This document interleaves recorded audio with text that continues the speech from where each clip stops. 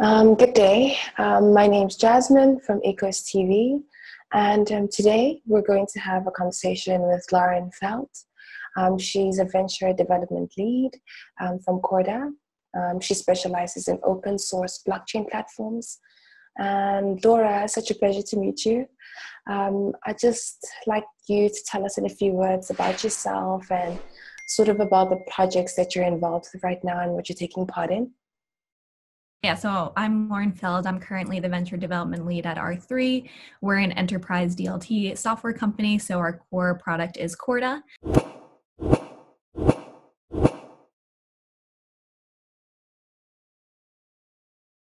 Which you might be familiar with. We focus on enterprise B2B use cases. So I'm working with the early stage companies in our ecosystem, so pre-seed up to Series A companies that are building on Corda, helping them to think about product development and how to take their products to market. Okay, so I know this might be a bit abstract right now, but seeing as you're a specialist and this is what you do, I'd like to know what you expect from blockchain technology, let's say, in the next 5 to 10 years from now. What do you think it's heading? So I think, there's been a lot of skepticism in the space after the run-up in 2017. And I think, a lot of people who are not in the space think that crypto is dead. And even though we're down, Bitcoin prices are down 50% from all-time highs, we're still up 33% from where we were last year. Crypto has been one of the best performing asset classes. So clearly it continues to gain favor as a store of value that will not be diluted.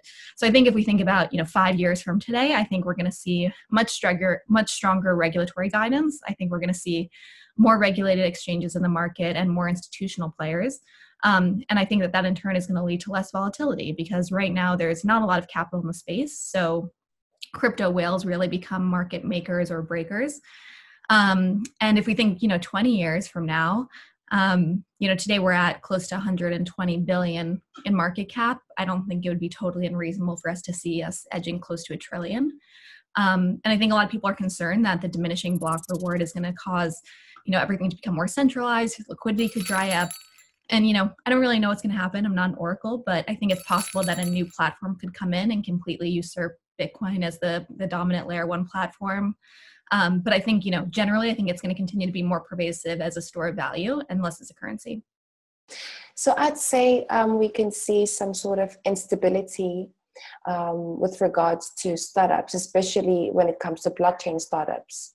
So due to the environment that the world is in right now, do you think that there is still a chance that blockchain startup companies have a chance to sort of make their name in the industry? Do they still have a chance to do that?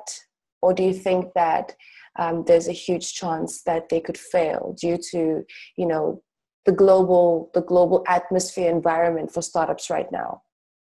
Yeah, I think that they will continue to raise. I think, right now the entire, venture capital environment fundraising is kind of difficult. I think there's definitely been a slowdown. We've seen that from the data.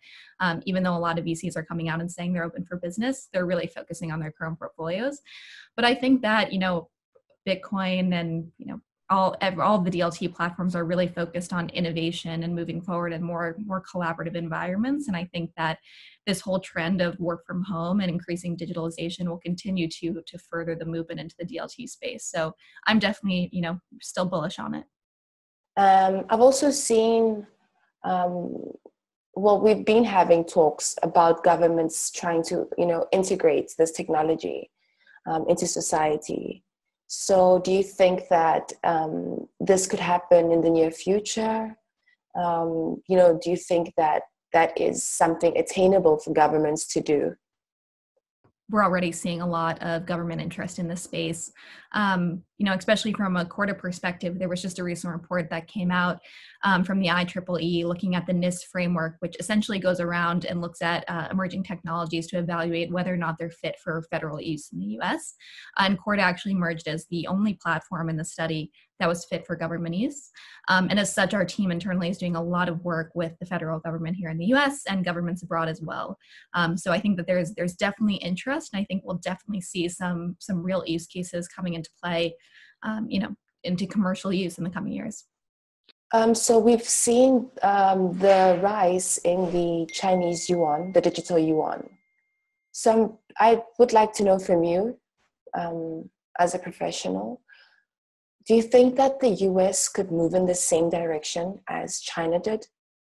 Yeah, I mean, I think that there is, people like to compare Bitcoin and gold, but I think that there's a lot of differences. I mean, a clear, obvious one is just stability, right? Gold is seen as a very safe and secure asset that's stable over time. Obviously, people look at Bitcoin and crypto as being highly volatile.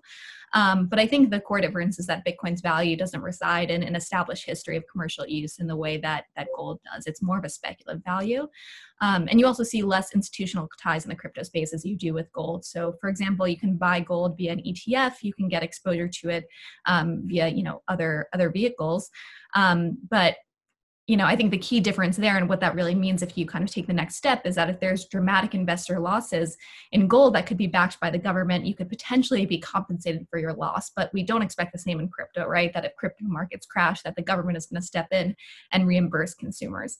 So I think that's a critical difference. But I think long term, there's definitely potential to see crypto, replacing, dollar or fiat currency as kind of a daily currency. Also, I'd just like to know, do you think blockchain experts are necessary right now? Do you think that their skills are in high demand in the market right now? And I think that it's definitely true. I think, the current state of the space today is that it's an emerging technology. So we're still kind of figuring out what are going to be the global standards and what are best practices. And as a result, it's still very difficult to build in the blockchain space. I think despite all the progress we've made in the last couple of years, it's really hard to build a distributed network. And to have it be, to find participants to set and to maintain governance over that network. So I think, I definitely see that, people who really understand the space are in high demand, especially from a technical perspective. So people who are really strong in cryptography, who understand, network effects and crypto economics, I think those people are definitely in high demand. And even just, working with early stage companies, I see that no matter how much education you're putting out there, no matter how much content is highly available, every use case has a specific nuance to it. So really, there's no substitute for having that kind of person-to-person, hands-on, advisory. Well, Laura, thank you so much for your time. It was such a pleasure. And I really do wish you luck in everything that you do. And thank you so much for your time. Have a good one.